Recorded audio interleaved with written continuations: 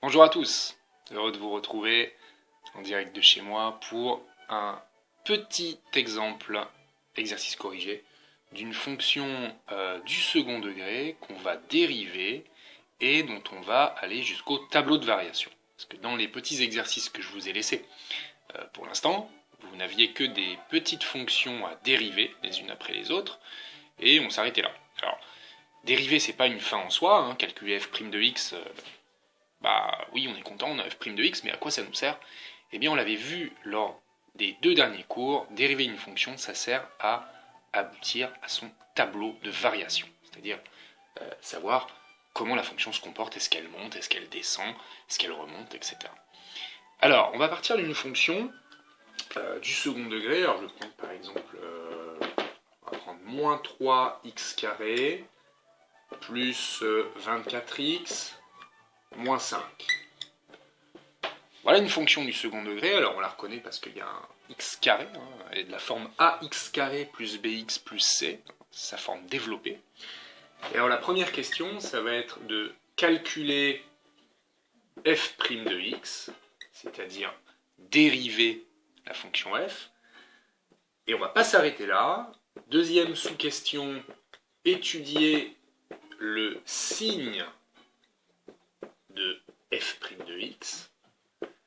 Alors on sait très bien à quoi ça va nous servir d'obtenir le signe de f' de x, ça va nous servir à en déduire les variations de la fonction f. Et on va mettre ça dans un beau tableau de variation. Alors, on va aussi donner l'intervalle d'étude de cette fonction. Alors, j'efface les questions. L'intervalle d'étude, hein, c'est le domaine de définition de la fonction qui bien souvent est dans votre énoncé. Alors je vous rappelle que s'il n'est pas dans l'énoncé, le domaine de définition d'un polynôme du second degré, c'est l'ensemble des nombres réels, de moins l'infini jusqu'à plus l'infini, ça se note R, voilà. Mais encore une fois, bien souvent dans les exercices, ces fonctions-là, on vous demande de les étudier sur un intervalle beaucoup plus restreint. Moi, je vais prendre l'intervalle 0, 0, 10. Voilà, 0, 10. Première question, on va dériver cette fonction. Alors cette fonction, c'est un polynôme, donc il est constitué de plusieurs petits éléments que je reconnais ici. Il y a l'élément moins 3x carré, il y a l'élément 24x, et puis il y a l'élément moins 5. Voilà. Et alors un polynôme, ça se dérive élément par élément grâce à vos petits tableaux de dérivation que vous avez appris par cœur, bien sûr. Alors, quand je veux dériver, déjà je ne réécris pas égal, parce que c'est pas la même fonction. La dérivée de f, elle s'appelle, et elle s'écrit f' de x. Voilà. Et je me lance dans la dérivation, parce que pour un polynôme, c'est immédiat, je peux dériver, donc élément par élément. Alors, moins 3x carré, comment ça se passe? Moins 3x carré, c'est moins 3 fois x carré. Alors, il y a un petit moins 3 qui me gêne. Eh ben, je le laisse tel quel, je le réécris. Moins 3. Et puis j'ai x carré à dériver. X carré, je le sais très bien désormais, hein, c'est dans mes petits tableaux. X carré, sa dérivée, c'est 2x. Alors, je laisse mon moins 3, ici, hein, je l'ai reporté. Et à côté du moins 3, je mets un fois, parce que là, il y avait un fois aussi. Et ensuite, il faut donc que je dérive x carré. La dérivée de x carré, c'est 2x. J'ai dérivé mon premier élément. Moins 3x carré. Mon deuxième élément, c'est 24x. Plus 24x, qu'est-ce qui se passe? Eh ben, ça, c'est direct dans mes tableaux. La dérivée de 24x, c'est 24. Et enfin, la dérivée de moins 5, c'est rien du tout. Ça fait 0. Alors ça y est, c'est déjà fini. J'ai déjà dérivé ma fonction f. Moins 3 fois 2x plus 24. Il me reste quand même à réduire cette expression qui peut se réduire, parce que moins 3 fois 2x, ça peut se réécrire autrement. Comment ça peut se réécrire? Ben, tout simplement, moins 3 fois 2x, c'est moins 3 fois 2 fois x, donc ça fait moins 6x. Et le 24, je le laisse. Est-ce que je m'arrête là? Bien sûr que je m'arrête là. Je ne peux pas ajouter des x et des nombres, je ne peux pas ajouter des bananes et des choux-fleurs. Donc ici, j'ai ma fonction dérivée. Et je vais continuer un petit peu. Alors, continuer, ça veut dire traiter la deuxième sous-question. La deuxième sous-question, qu'est-ce que c'est? Eh bien, c'est étudier le signe de cette dérivée. Alors, si je veux étudier le signe de cette expression, il faut déjà que je reconnaisse quel type de fonction, à quel type de fonction j'ai affaire. Et ce type de fonction, ben, je les reconnais très bien, ce sont des fonctions affines. Ça, c'est une fonction affine de type ax plus b, ou fonction du premier degré. C'est important de reconnaître les fonctions avant de se lancer dans l'étude de signes, parce que comment je vais faire l'étude de signes là? Eh ben, je vais me rappeler de mon cours sur les fonctions affines, comment je détermine le signe d'une fonction affine. Alors, pour déterminer le signe d'une fonction affine, on doit d'abord résoudre une petite équation, une toute petite équation qui est l'expression de la fonction égale 0. Alors, je l'écris, moins 6x plus 24 égale 0, voilà ma petite équation. Je vous rappelle que les équations du premier degré, comment ça se résout? Eh bien en mettant les x d'un côté et les constantes de l'autre, d'accord? Donc l'opération que je vais pouvoir faire pour virer ma constante qui est 24, qui n'a rien à faire à gauche, c'est l'opération moins 24. Donc si je fais moins 24 à gauche et moins 24 à droite, autrement dit, si je passe le 24 de l'autre côté, j'obtiens quoi? J'obtiens moins 6x égale moins 24.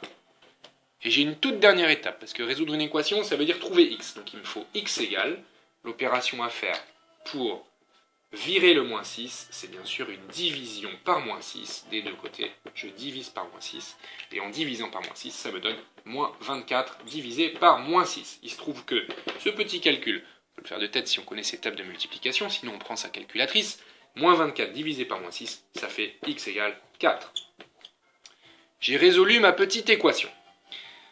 Après l'avoir résolu, parce que n'oublions pas, on en est à la question petit 2, qui est, je dois trouver le signe de f' de x, et j'en étais juste à la petite sous-étape qui était de résoudre l'équation. Mais alors il faut que je commence à travailler sur mon tableau de signes, pour donner le signe de cette expression, moins 6x plus 24. Je vais faire un petit peu de place, et je vais commencer à dresser mon tableau de signes.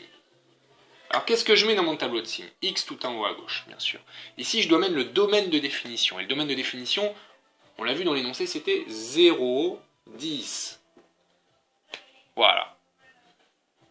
Il faut que je mette cette valeur entre les deux. Cette valeur s'appelle la racine, c'est-à-dire la valeur pour laquelle mon expression va être égale à 0. Vous vous rappelez que pour le second degré, il y a deux racines, x1 et x2. Pour les fonctions affines, il y a une seule racine, on l'appelle x0. En tout cas, ici, elle vaut 4. Alors je mets mon 4 ici. Je sais que mon expression, qui est f' de x, qui est moins 6x plus 24, elle va faire 0 quand x vaut 4, puisque c'est ce que je viens d'obtenir par la résolution de cette équation. Maintenant, dans mon tableau de signes, il faut que je mette des plus et des moins. C'est ça un tableau de signes. Alors quand est-ce que c'est positif, quand est-ce que c'est négatif par ici? Eh bien ça, je le sais grâce au coefficient directeur de la droite qui représente cette fonction affine. Le coefficient directeur, c'est moins 6. Regardez-le, il est là, moins 6. Donc ça veut dire que ce moins 6x plus 24, en fait, c'est une droite qui descend. Elle descend, elle a un coefficient directeur, une pente négative. Si elle descend, elle part des positifs et elle plonge vers les négatifs. Sinon, on peut se rappeler que à droite des tableaux, c'est toujours du signe de A. Donc à droite du tableau, signe de A, c'est-à-dire négatif. Donc là, dans mon tableau, j'ai un plus à gauche et un moins à droite. Okay, on part des positifs et on plonge vers les négatifs. Eh bien, ça y est, j'ai le signe de ma fonction dérivée. J'ai le signe de f' de x. Qu'est-ce que je vais pouvoir faire d'assez exceptionnel qui est dans votre dernier cours sur la dérivation? Eh bien, en déduire les variations de f. Les variations de f, une fois que j'ai le signe de la dérivée f', eh bien c'est tout simple. Quand je vois un plus pour la dérivée, ma fonction f, elle est croissante. Quand je vois un moins pour la dérivée, ma fonction f, elle est décroissante. Et voilà, j'ai obtenu le tableau de variation de ma fonction f. Donc j'ai répondu à la question 3 en une fraction de seconde. Est-ce que je m'arrête là? Oui et non. Si la question c'est donner les variations de f, en effet je peux m'arrêter là. Mais si la question c'est dresser le tableau de variation de f, eh bien on attend dans le tableau ces valeurs-là qui vont être les différentes images des différents antécédents qui sont placés là. C'est-à-dire ici, très concrètement, f de 0, ici c'est f de 4, et ici c'est f de 10. Alors, pour les calculer, on peut le faire à la main, hein, vous savez très bien faire. Hein. F de 0, il faut en fait que je remplace x par 0 dans l'expression de f de x. Et attention, pas dans l'expression de f', dans l'expression de f de x, parce que je suis sur la ligne des f de x, et pas sur la ligne des f' de x qui est ici. Donc f de 0, je remplace x par 0 là-dedans. Allez, calculette, ça fait moins 5. Je le note ici. Pardon, f de 0, c'est pas ici du tout, c'est là, f de 0, donc moins 5. Il faut que je calcule ensuite f de 4, hein. Alors f de 4, moins 3 fois 16, moins 48, plus 4 fois 24, 96, ça fait 48, moins 5, ça fait 43. Sinon, vous prenez votre calculatrice. Et puis, f de 10, alors f de 10, il faut que je remplace x par 10 là-dedans. Donc 10 carré, 100, moins 300, plus 240, ça fait moins 60, moins 5, moins 65. J'espère que je n'ai pas fait d'erreur de calcul, mais pour ces petits calculs-là, bien sûr, c'est la calculatrice. Et bien voilà, j'ai le tableau de variation. Et je peux même en déduire quelque chose qui est très facile, qui fait souvent l'objet d'une question, même de 2 questions. Ça nécessite juste de savoir lire un tableau de variation. C'est quel est le maximum de f? Le maximum de f, tout simplement, où est-ce qu'il se lit? Il se lit dans le tableau, il se lit ici. Le maximum de f, ou le maximum de f de x, c'est 43. Et à la question, en quelle valeur il est atteint? Eh bien, c'est cette valeur-là qu'on attend. Il est atteint en x égale 4. Donc, on répond à 2 petites questions, juste en lisant le tableau de variation. C'est, quelle est la valeur du maximum? Eh bien, c'est 43. Voilà le max. Et en quelle valeur il est atteint? Eh bien, c'est l'abscisse qu'on attend. Il est atteint en x égale 4. Voilà, vous avez dressé un tableau de variation d'une fonction du second degré grâce à la dérivation. À bientôt pour le 3e degré.